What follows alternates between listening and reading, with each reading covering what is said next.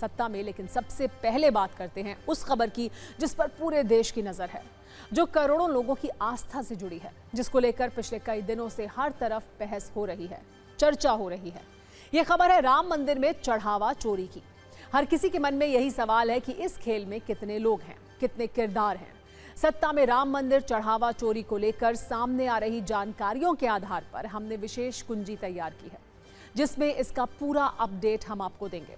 पहली कुंजी SIT report वाली है। 6 दिनों की जांच, कई लोगों से पूछताछ के बाद आज यूपी सरकार की ओर से गठित एसआईटी ने अपनी प्राथमिक जांच रिपोर्ट अपर मुख्य सचिव को सौंप दी है।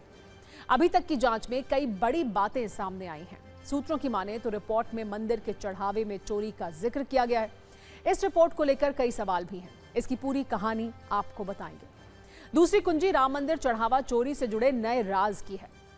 चढ़ावे में दिए गए 200 किलो चांदी वाला रहस्य क्या है, ये भी आपको बताएंगे। दावा है कि इस चढ़ावे की रसीद नहीं दी जा रही है। एसआईटी रिपोर्ट पर चर्चा करेंगे, लेकिन पहले बात करते हैं राम मंदिर चढ़ावा चोरी के एक्सटेंशन की, जिसमें नए दावे हैं, पूरी व्यवस्था पर चुभने वाले सवाल हैं। आखिर भगवान राम के नाम पर यह कैसा खेल हो रहा है, इसकी पूरी सच्चाई क्या है। राम मंदिर में हेराफेरी और चढ़ावा चोरी वाली कहानी में अब तक आपने देखा, पहले करोड़ों के कैश चोरी के आरोप लगे, उसके बाद एक भक्त ने दावा किया कि चरण पादुका की रसीद नहीं दी जा रही है, हार की रसीद नहीं दी जा रही है। इसके अलावा जमीन खरीद में हेराफेरी का भी मामला सामने आया। तमाम सवालों और दावों के बीच अब दान में दी गई चांदी को लेकर सवाल पूछे जा रहे हैं। TV9 भारतवर्ष से बातचीत में विश्व सिंधी सेवा संगम के अध्यक्ष राजू मानमानी ने यह दावा किया है कि 200 किलो चांदी की ईंटों की रसीद नहीं दी गई है। ये चांदी चढ़ावे में दी गई थी। चांदी वाले चढ़ावे की तस्वीरें भी जारी की गई हैं। ये कहा जा रहा है कि राम मंदिर में दान दी गई 200 किलो चांदी का हिसाब नहीं है। उन्होंने दावा किया है कि 200 किलो चांदी दी गई थी। उन्होंने ये भी कहा कि चंपत राय के माध्यम से दान किया गया था। आप उनके सभी आरोपों को पहले सुनिए।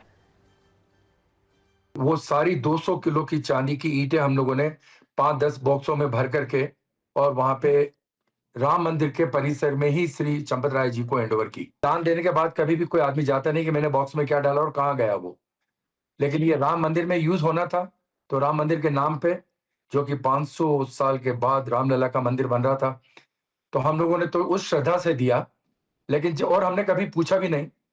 2-3 बार हम लोगों ने जरूर रसीद के लिए फोन किए और ये पूछा गया कि कहाँ पे आपने यूज किया है। ये कहा गया था कि हम पहले इसकी चेकिंग करेंगे, चांदी की क्वालिटी क्या है, और उसके बाद उसकी रसीद और कहाँ यूज करेंगे वो हम बता देंगे, लेकिन कभी बताया नहीं गया।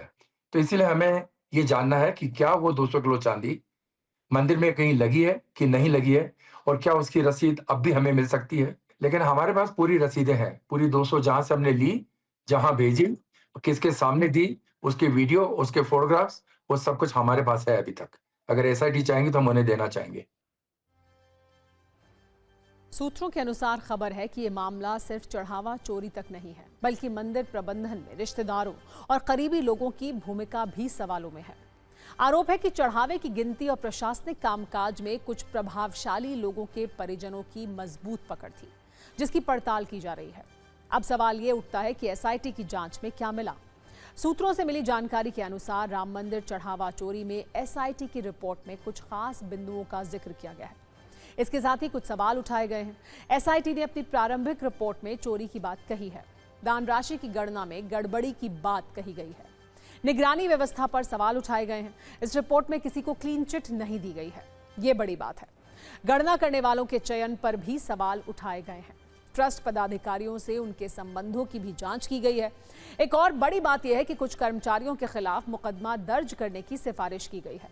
आंतरिक व्यवस्था के लिए जिम्मेदार पदाधिकारियों की भूमिका पर संदेह है। एसआईटी ने विस्तृत जांच के लिए अतिरिक्त समय की मांग की है। एसआईटी की रिपोर्ट आज हमने अपर मुख्य सचिव गृह महोदय को सौंपी है। यह एक प्रारंभिक प्रतिवेदन है और उसके क्रम में आज अपर मुख्य सचिव गृह साहब को सौंपी है। सर, कुछ खास इसमें आपको वहाँ पे लगा जो आप लोगों ने जांच करी और इसकी रिपोर्ट आपने शासन को सौंपी है? ये गोपनीय जांच है, तो इसके लिए मतलब हम इस समय पर कुछ भी वक्तव्य देने के लिए अधिकृत नहीं है। जो हमारी फाइंडिंग्स थी वो हमने उपलब्ध करा दी। बड़ा सवाल यह है कि राम मंदिर चढ़ावा चोरी का असली गुनाहगार कौन है? कब तक गोलमाल करने वाले सारे लोग पकड़े जाएंगे? कब राम मंदिर में हेराफेरी का पूरा सच सामने आएगा? इसका इंतजार हर किसी को है। संतों में चढ़ावा चोरी को लेकर भारी नाराजगी है। कई संत तो ये कह रहे हैं कि जांच तक ट्रस्ट के लोगों को नैतिकता के आधार पर पद छोड़ना चाहिए।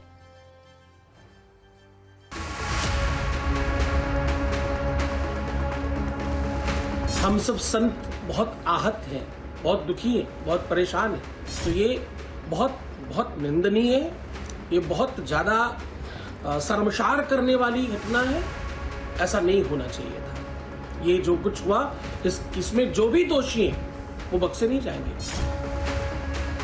मैं ये कहूंगा, जिसके पास भी आरोप हैं, कृपया कैमरे पर जाएं, उनकी स्वतंत्रता है, लेकिन एसआईटी के सामने जरूर जाएं। और मैं एसआईटी से भी निवेदन करूंगा, जो भी इस तरह के आरोप लगाए जा रहे हैं उनको भी बुलाएं, उनसे पूछें कि इस विषय में तथ्य क्या है। जो सत्य पाता है, दोषी व्यक्ति दंडित होना चाहिए।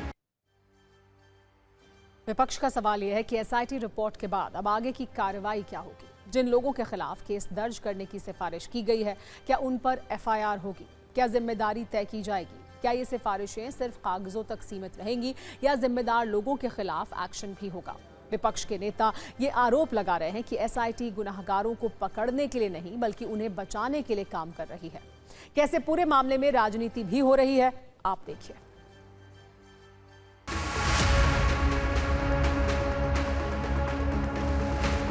सरकार के लिए आसान तरीका यही है, बचने का तरीका ये कि एसआईटी का गठन कर दो।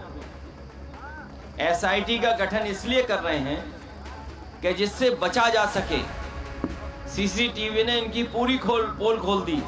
एसआईटी का मतलब है शेयर उन्हें मिला कि नहीं मिला, एज फॉर शेयर। इस मंदिर को चलाने, इस मंदिर को एक ट्रस्ट चलाता है और उस ट्रस्ट को प्रधानमंत्री कार्यालय द्वारा बनाया गया था।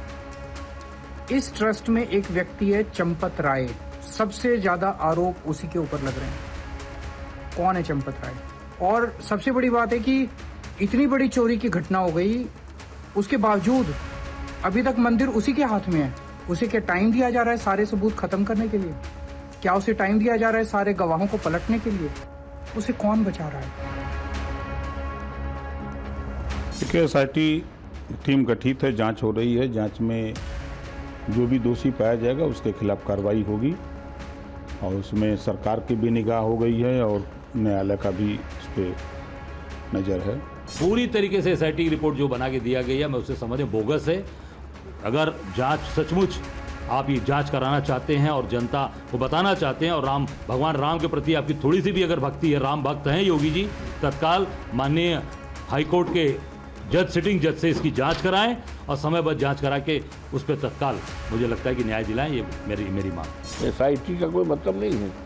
आज तक कोई एफआईआर नहीं हुई, जबकि सारी चीज़ें जांच में मीडिया ने भी उसको उजागर किया है। आज 15 दिन से ज़्यादा हो गया, अब तक कोई एफआईआर नहीं हुई।